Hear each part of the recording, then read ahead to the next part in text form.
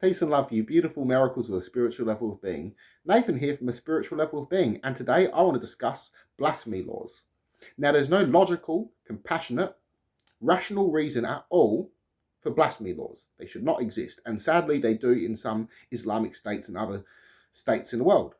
Now, most civilizations have abolished such laws, such as the founding fathers of America that made the First Amendment, which granted and also encouraged freedom of speech, so that way it could stop witch hunts, burnings, and fighting over other religions within their state. Now, blasphemy laws were invented by greedy men that claim to have divine authority from God or gods, claim to speak for them, to leave themselves unchallenged from ridicule and contradiction and criticism, to leave them unchallenged. Now, a good idea stands up for itself against criticism, so they enforce this bad law through rule and law and indoctrination. Now, they use this to justify murder.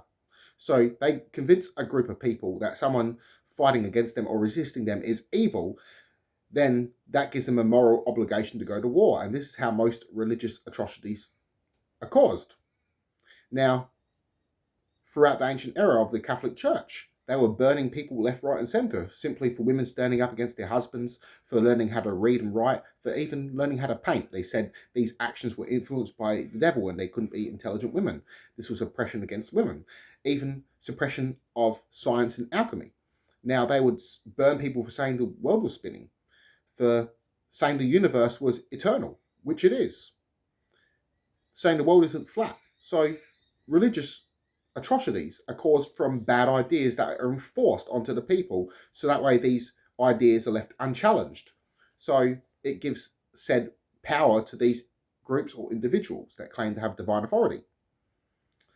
Now, this all started with the development of religion. So before religion was spiritual, and then when the idea of religion came about, it also brought about corruption. Power corrupts, and it's not the power that corrupts the individual, it's the individual that was already corrupt and now has the resources and motives to do such atrocities, where a compassionate person is not going to be corrupted by this sort of power and is going to use power to do good. So this is levels of being. As we start evolving, we start becoming more rational, start becoming more loving and more compassionate.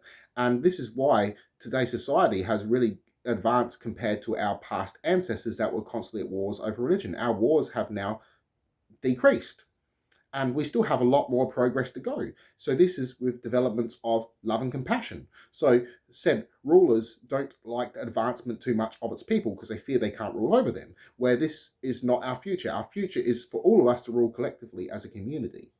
So seeing ourselves through others, making this planet a better place. And this planet is alive, so we have to really respect it and really repair some of the damage, because if we keep continuing throwing out the Earth's balance, we will destroy ourselves.